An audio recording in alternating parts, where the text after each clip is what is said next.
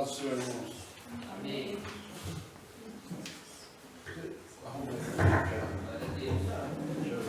Está ouvindo? Está ouvindo? Está ouvindo aí? Beleza? Beleza. A palavra de hoje é um pouco de tudo que foi falado. Se não é tudo que foi falado aqui, a gente vai falar um pouquinho.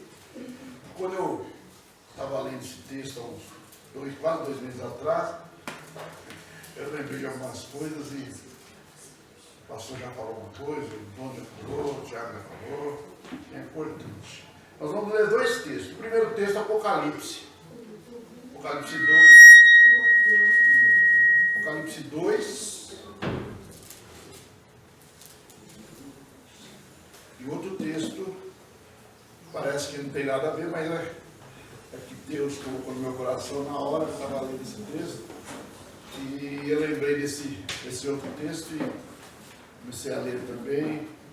É Daniel. Depois nós vamos ter então Apocalipse 2, do 1 ao 8, a 1 a 7, perdão, e Daniel do 1 ao 8. Apocalipse 2, do 1 ao 7, diz assim: Ao anjo da igreja em Éfeso, escreve: Assim declara aquele que tem as 7 estrelas na mão direita e anda no meio dos 7 candelabros de ouro. Conheço as tuas obras, tanto o teu trabalho árduo como a tua perseverança, e que não podes tolerar pessoas más, e que puseste à prova aqueles que a si mesmos se declaram apóstolos, mas não são, e descobristes que eram impostores. Tem perseverado e suportado os sofrimentos de toda espécie por causa do meu nome, e não te deixaste desfalecer. Entretanto, tenho contra ti o fato de que abandonaste o teu primeiro amor. Recorda-te, pois, de onde caíste. Arrependa-te e volta à prática das primeiras obras. Porquanto, se não te arrependeres, em breve virei contra ti e tirarei o teu candelabro do seu lugar. Tens, contudo, a teu favor que odeias as práticas dos nicolaítas, as quais eu também odeio. Quem tem ouvidos, compreenda o que o Espírito declara às igrejas. Ao vencedor darei o direito de comer da árvore da vida que está no paraíso de Deus. E aí o outro texto já vamos ler também, Daniel 1 a 8.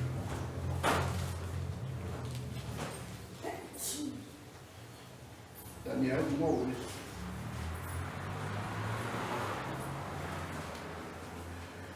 Diz assim a palavra do Senhor: No terceiro ano do governo de Joaquim, rei de Judá, o rei Nabucodonosor proteja meu filho, isto é, Nabucodonosor, imperador da Babilônia, atacou a cidade de Jerusalém e a sitiou. Então Adonai, o Eterno, entregou a Joaquim, rei de Judá, e toda a cidade, cativos nas mãos de Nabucodonosor, até alguns dos utensílios sagrados da casa de Deus, o templo, foram sequestrados e levados para o templo do Deus de Nabucodonosor, nas terras de Shinar, isto é, região da Babilônia, e os depositou reverentemente na casa do tesouro da sua divindade. Mais tarde, o rei ordenou a Aspenas, seu mordomo e chefe dos oficiais, sua corte, que trouxesse alguns israelitas da família real e da nobreza, jovens sem imperfeições físicas, de boa aparência, inteligentes, bem instruídos, que dominassem várias áreas do saber e fossem hábeis e capazes para servir no palácio do Nabucodonosor. Ele próprio ficaria encarregado de lhes ensinar o idioma e a cultura dos caldeus babilônicos. O rei designou-lhes uma porção diária das melhores iguarias de sua mesa e do vinho que ele mesmo bebia. Eles passariam por um período de treinamento que levaria 3 anos, e depois disso estariam habilitados para servir ao rei. Entre esses estavam alguns jovens vindos de Judá, cujos nomes em hebraico significam Daniel, Deus é meu juiz; Ananias, Yahvé misericordioso; Misael, ninguém se compara a Deus. E Azarias, Yahvé é meu socorro. Os chefes oficiais, entretanto, deu-lhes novos nomes. O Daniel chamou-se Beltesazar, que em Babilônia quer dizer Bel proteja sua vida. Ananias denominou Sadraque, amigo do rei. A Misael nomeou Mesaque, quem é como Deus Lua. E Azarias deu o nome de Abed-nego, servo Abed-nego, servo do Deus Mercúrio. Daniel, porém, decidiu no seu coração não se tornar impuro consumindo as iguarias do rei, nem com o vinho especial servido à mesa real, e solicitou aos chefes oficiais permissão para se abster daqueles alimentos. Interessante. Dois momentos, uma onde o servo de Deus, João, está preso lá em Patmos, final de vida. Jesus entrega às 7 igrejas algumas mensagens. E aqui, no livro de Daniel, o rei Nabucodonosor toma lá Israel, por vontade de Deus, por permissão de Deus, leva os jovens que ali estão, leva também alguns utensílios da casa do Senhor. Quando eu estava lendo esse texto e buscando alguma coisa para mim, Deus me fez mostrar algumas coisas que a gente vai esquecer durante o tempo. Nós somos terríveis, o homem é terrível. A gente, no primeiro momento que a gente ganha um presente, ou que a gente tem alguma coisa com alguém, um sentimento mais profundo, a gente se doa por completo.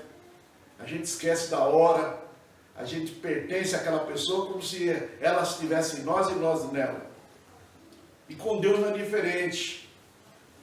Nos primeiros momentos, a gente está com Deus, a gente fala de Deus, a gente louva a Deus, a gente está com Jesus, a gente louva Jesus, fala de Jesus. É interessante que no texto de Apocalipse, a igreja estava trabalhando. Jesus até elogiou, né? Uma igreja fazendo o seu trabalho, uma igreja doutrinada, e muito bem doutrinada, porque reconhecia aquelas pessoas que não eram da palavra do reino, né? Aquelas pessoas que realmente não pregavam o evangelho, odiavam os nicolaítas, que, como Jesus odeia, são os hereges, são aquelas pessoas que vivem falando mentiras, vivem usando o nome de Deus em vão, vivem usando o reino para benefício próprio. Então a igreja abençoada, realmente abençoada, o Espírito Santo agindo no meio daquela igreja, mas Jesus fala do primeiro amor. E aí eu lembrei de mim, né? O pastor também lembra, o pastor, né? Quando a gente aceita Jesus, a gente não tem tempo ruim. Pode estar chovendo, pode estar de madrugada, pode ser quem for, a gente fala do amor de Cristo, com um coração alegre, destemido, sem medo de errar, sem medo de mostrar aquilo que foi, porque não se passa, né? Como o Túlio falou ali, não se olha para trás, realmente não se olha, mas a gente tem que contar e tem que colocar o que Jesus faz em nossas vidas. E para isso é preciso olhar para trás de um jeito, de não voltar mais para lá, logicamente, mas servir de exemplo para aquelas pessoas que estão à frente, aceitando a Jesus e vendo em nós o testemunho que nós temos dado, não por nós, mas pela graça de Deus que tem nos salvo. Amém. É interessante que, quando eu aceitei Jesus, eu era meio teimoso também, né, pastor? Mas eu tinha alegria grande no coração. Eu comecei a estudar a Bíblia e comecei a desenvolver textos e comecei a falar de Jesus, e comecei a ensinar. Até eu lembro da Denise, deve lembrar também, nossa colega da Meriute, trabalhavam juntas, e ela queria conhecer o Evangelho, e eu me dispus com a Mary, a gente ir lá na casa dela todo sábado. A gente reunia na casa dela, ele morava em Mauá, a gente ia em Ribeirão. Todo sábado a gente contava sobre a palavra de Deus. Começando em Gênesis, viu? Pegar a Bíblia toda, não é só falar de Jesus, não. Aí, os filhos dela ali, o marido também. Mas quem se interessava mais era o marido e ela, né? Os filhos ficavam ali, duas moças e um rapaz. Interessante que ela tinha um filho, pequenininho, nem lembro quanto tempo tinha, e a filha dela tinha ganhado um nenê também, novinha. Ela fez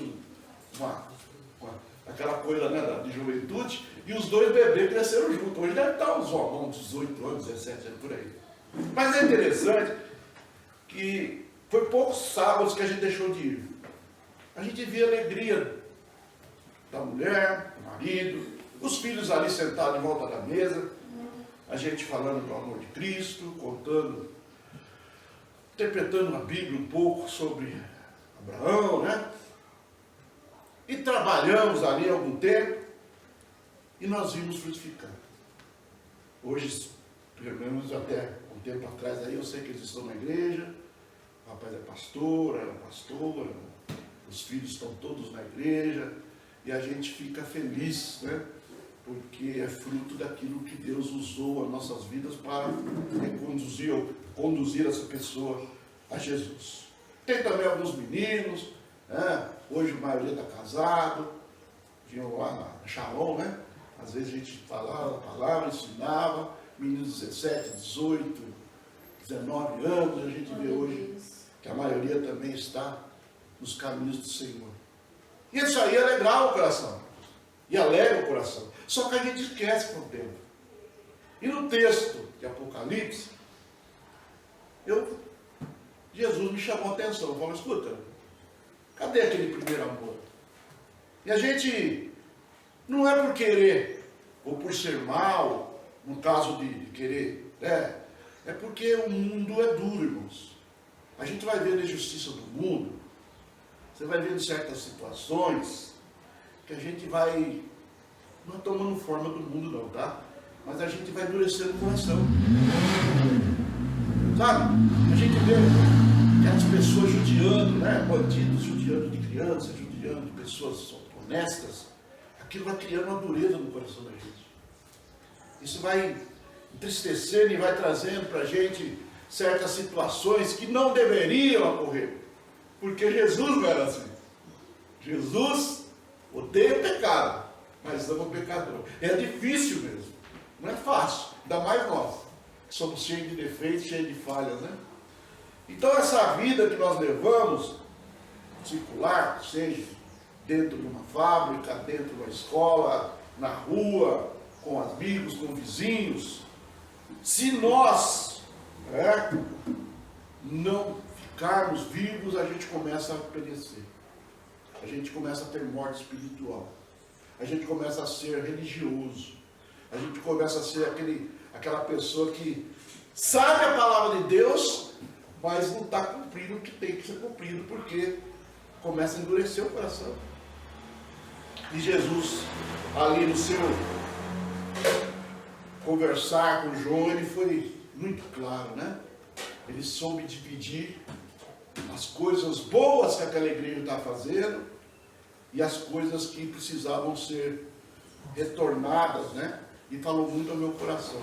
Jesus me mostrou as coisas boas que eu tinha feito em Jesus. Ele mostrou algumas ideias do nosso culto do amigo. Lembra, pastor? Né? A gente fazia certas coisas ali que realmente tinha alegria no coração, fazia por vontade de ganhar almas. Isso era prático, era fácil, porque o amor, primeiro, né? Aquele amor às vidas, aquele desejo em saber que está devendo a Deus sempre, nunca vai ser pago, naquele momento ali estava todo vapor.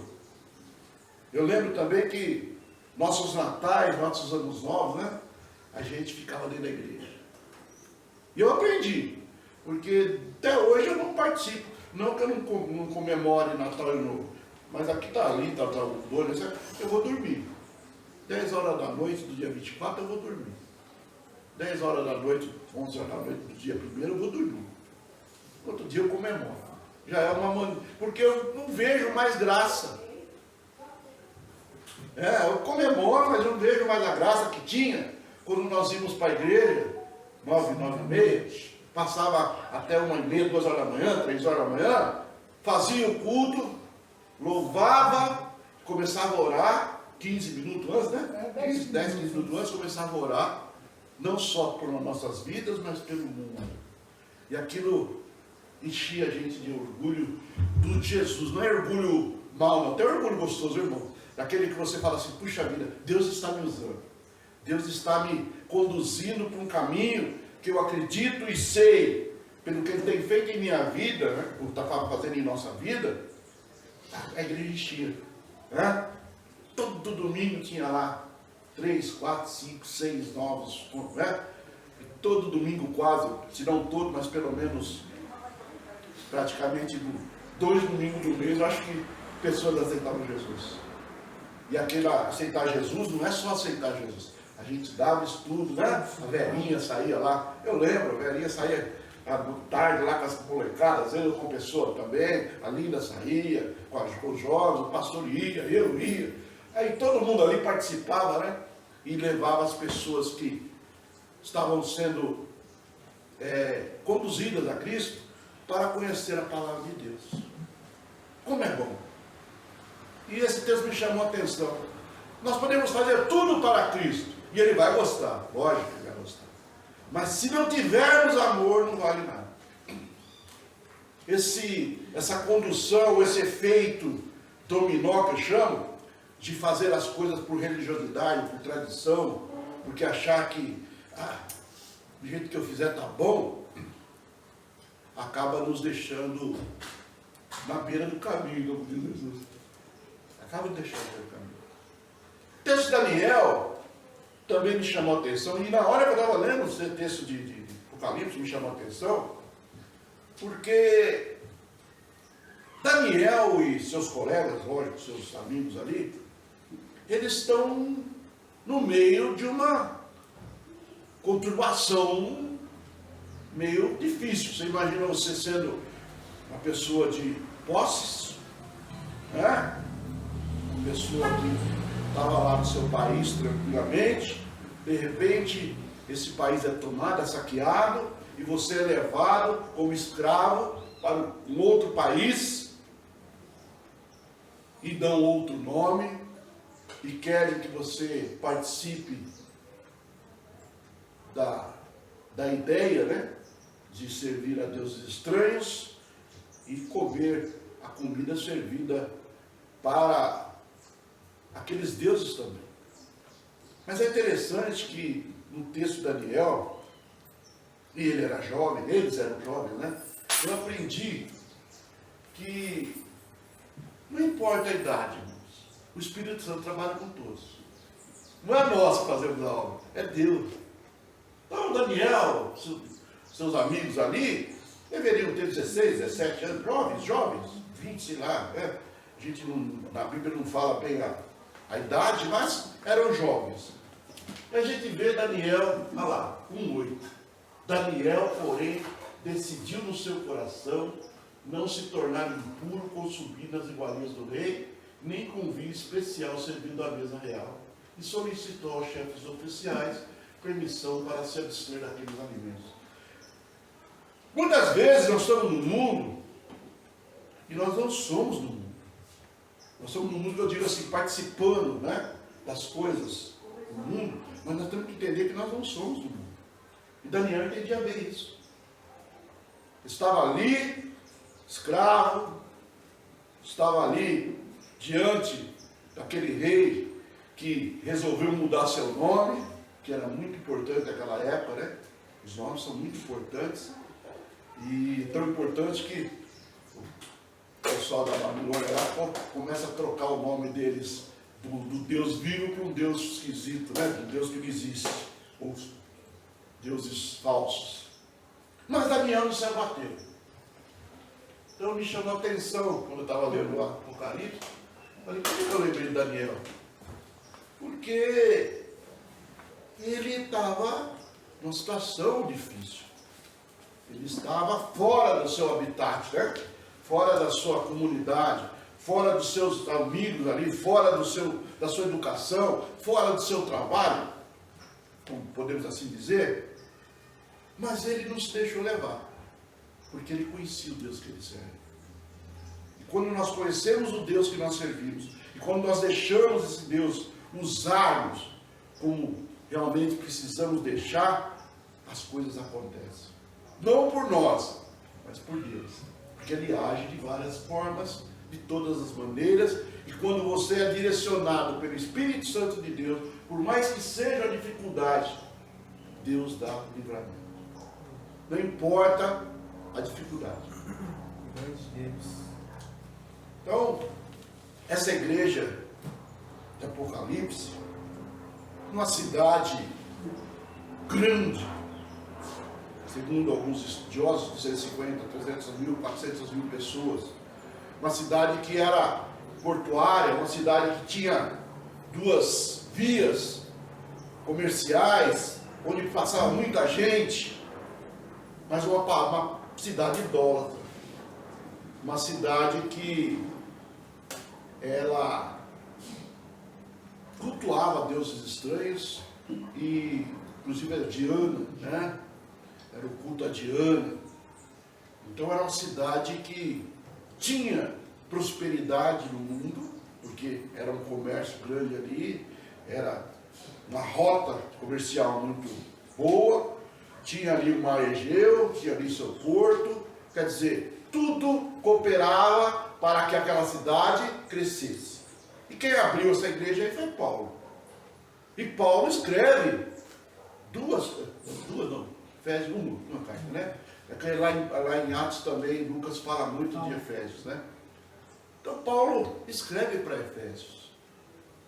E a gente vê que a igreja cresceu dentro da doutrina de Cristo. A igreja realmente colocou a palavra no coração e começou a praticar aquela palavra de uma forma precisa, dentro daquilo que Deus queria, do que Jesus queria. Mas, aquele labor, aquela perseverança, de servos dedicados, que não desistiam, estava sendo feita de qualquer jeito. Aí eu comecei a pensar, o que é o primeiro amor?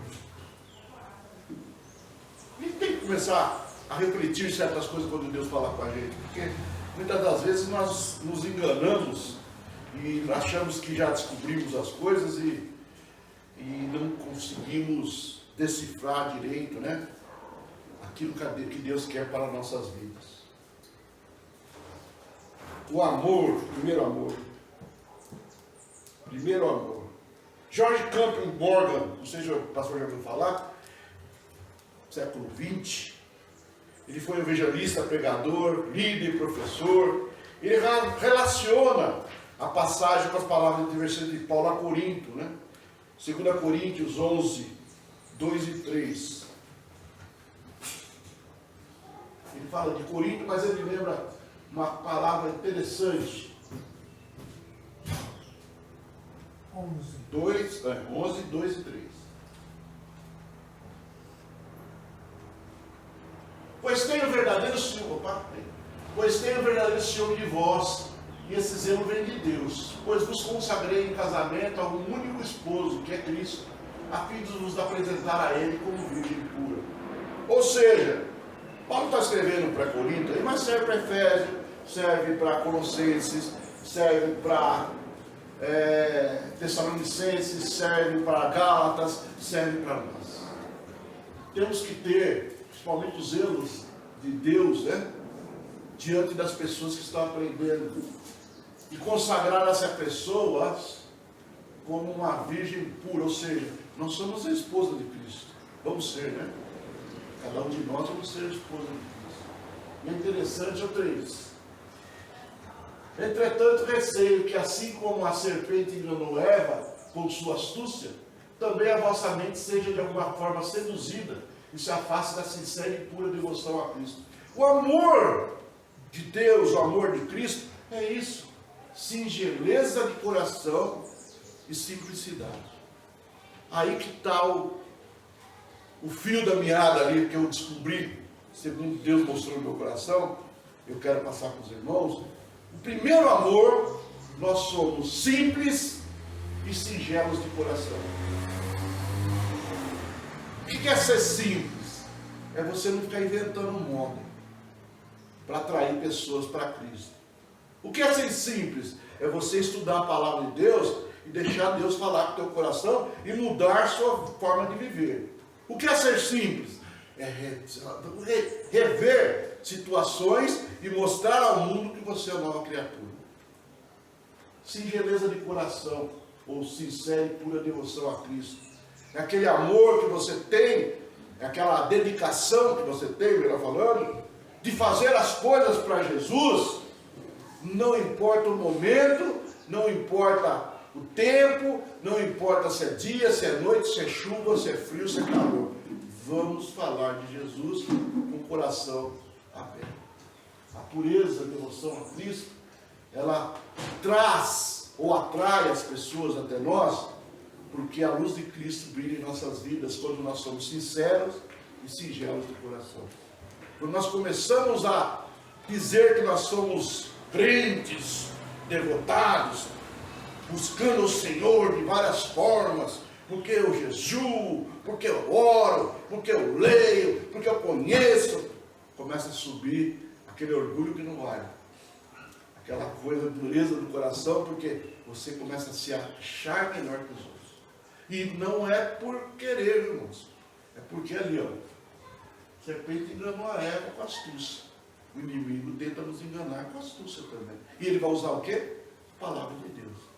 Ele vai usar o quê? Estratagemas ou estratégias para que nós não andemos de sincera e pura devoção a Cristo, mas sim começamos a desvirtuar a palavra de Deus. Como, irmãos?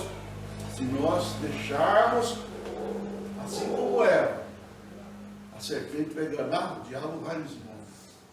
Porque nós temos visto várias e muitas igrejas não são de Jesus.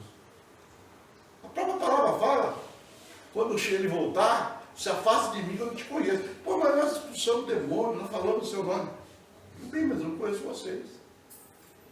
Para você ver como que é assim, como é o engano, né, das coisas do inimigo. Ele pega as coisas, na verdade, e ele começa a colocar mentiras no meio.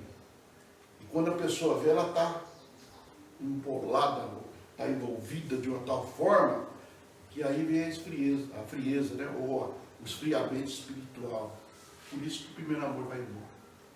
Aí ele começa a acreditar que eu já sou um cara preparado, eu já sou uma pessoa preparada, eu já sei a palavra, eu já estou firmado em Cristo. A partir de agora, Jesus, deixa comigo aqui que nós vamos trazer pessoas para o Senhor de uma forma maravilhosa, porque a estratégia eu tenho. Estratégia é Deus, Jesus no coração, Espírito Santo mostrando como deve se agir. Não podemos esquecer disso, assim como Daniel. Daniel deixava a palavra falar ao seu coração.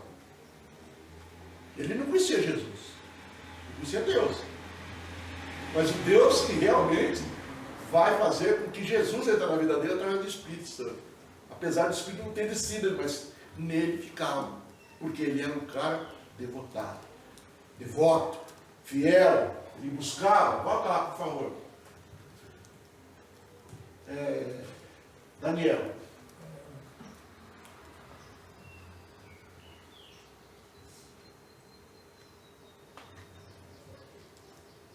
É 6 ou 7? Pode pôr 7, pode pôr 1, é 1, 7. Já concluiu isso, versículo 7. Os chefes oficiais, entretanto, deu-lhes novos nomes.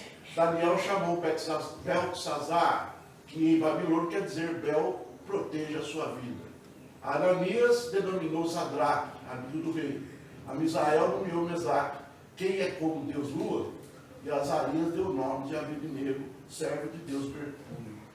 Por mais que o mundo tente envolver a nossa vida com as coisas do mundo. Se você e eu estivermos em Deus, não nos pega, não pega em nós. Tentaram mudar o nome deles para nomes de deuses pagãos. Mas nem por isso a mente deles foi cauterizada, nem por isso eles deixaram de fazer a obra de Deus, e nem por isso eles deixaram de sofrer em nome de Jesus. Percebe? Que quando você está firmado em Jesus, quando você tem a palavra de Deus no coração, por mais dificuldade que você e eu tenhamos, o Senhor está conosco. Amém. Não há fornalha que faça nós desistirmos de Jesus. Graças a Deus. Não há dificuldades nem cova de leões que façam nós desistirmos de Jesus.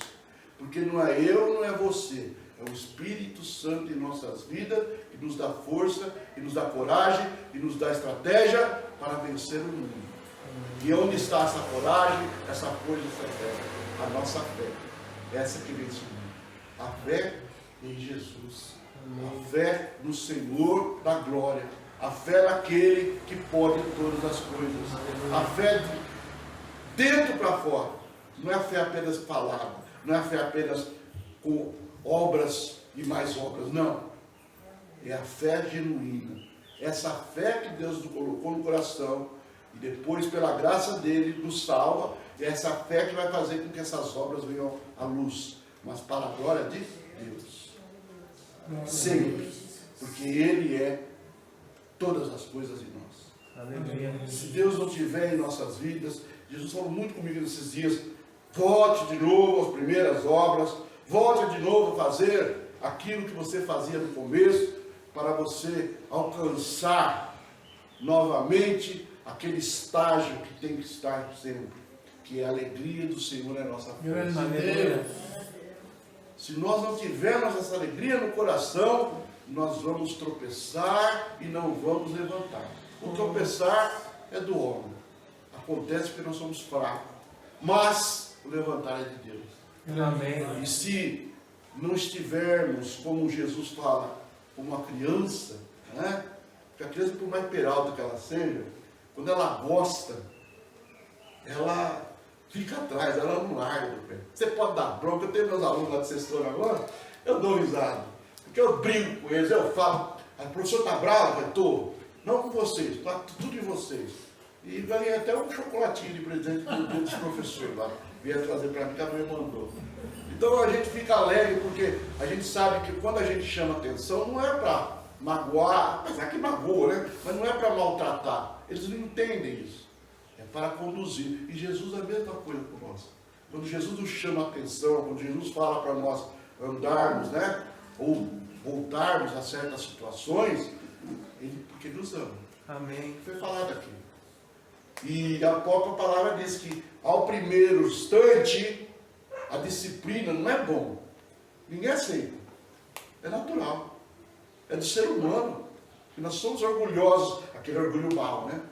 Então o primeiro momento, qualquer tentativa que faça de nós, nos chamar a atenção nossa, nós vamos ficar zangados, nós vamos ficar chateados, nós vamos ficar tristes, mas quando Deus faz isso e você está em Deus, aquilo se torna o quê?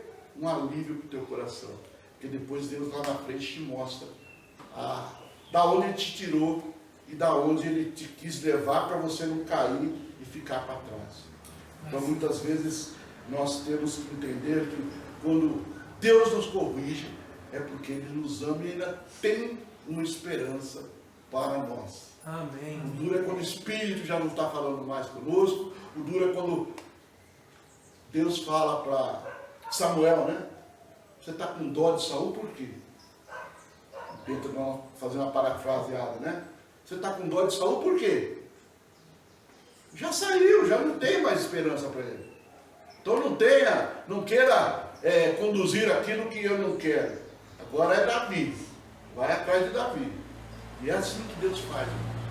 Tomar cuidado para que Deus continue nos abençoando, continue nos alertando, continue chamando a atenção, porque Ele nos ama. Amém.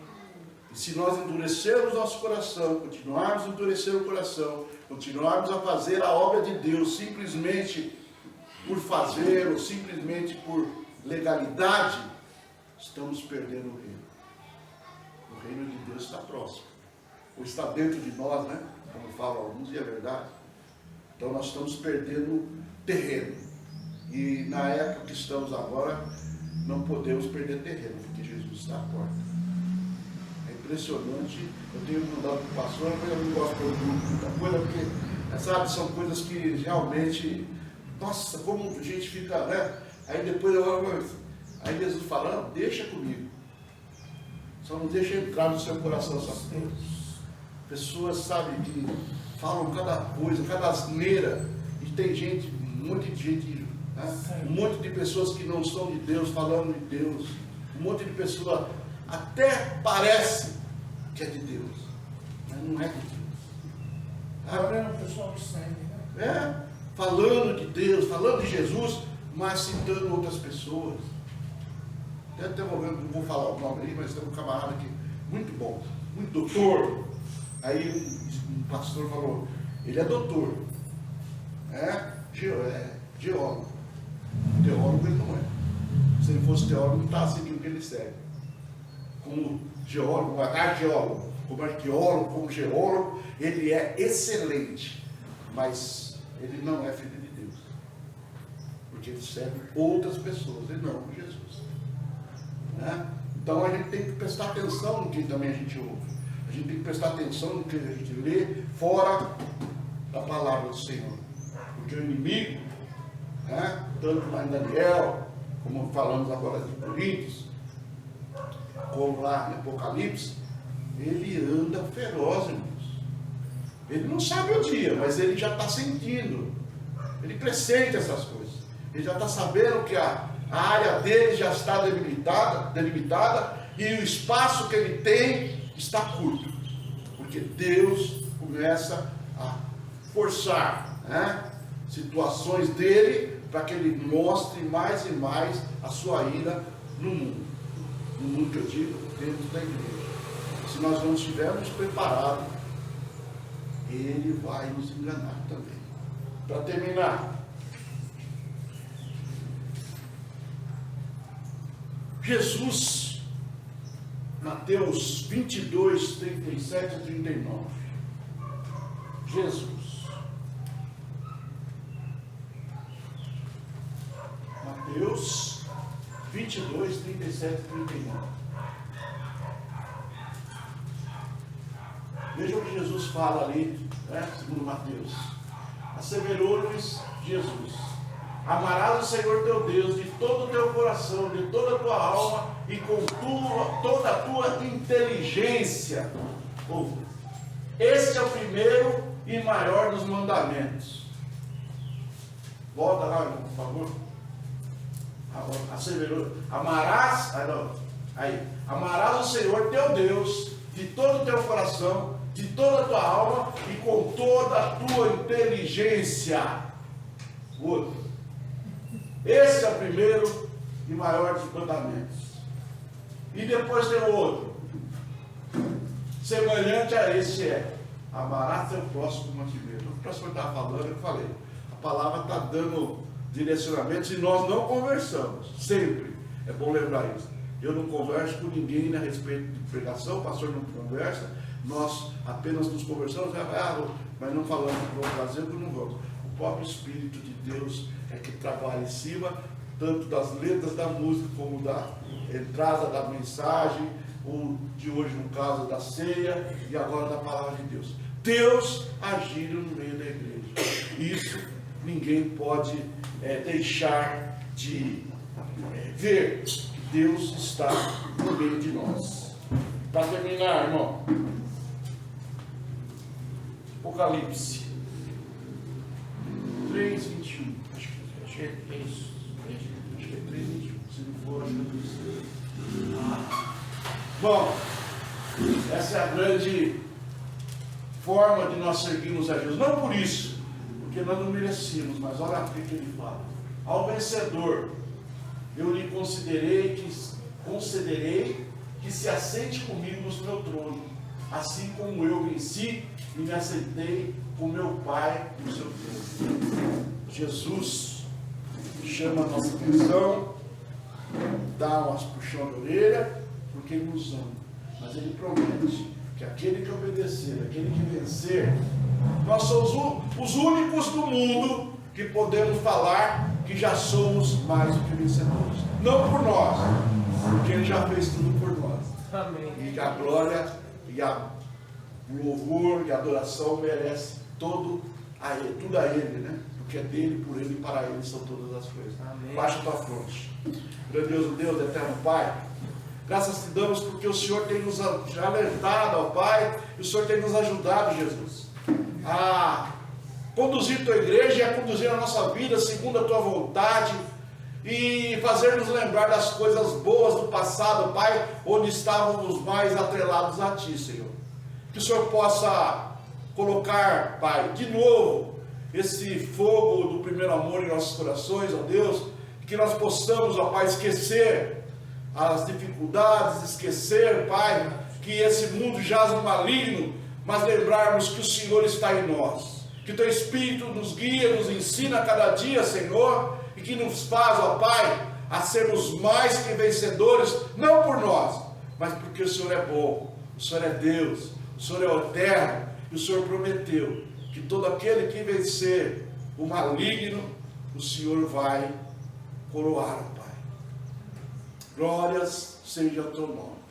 Em nome de Jesus, eu agradeço por todas as coisas, e que o Senhor continue a nos exortar, a nos ensinar e a levar, Pai, a Tua palavra segundo a Tua palavra que está escrita na Bíblia, Senhor. Não nos deixe desviar nem para a direita nem para a esquerda, mas que Teu Espírito Santo esteja no coração de cada um, direcionando a Tua palavra, direcionando a Sua salvação, e que mais vidas venham a Ti, ó Pai, porque a Teu é reino, a glória, tudo pertence ao Senhor. Eu te agradeço em nome de Jesus. Amém. Amém.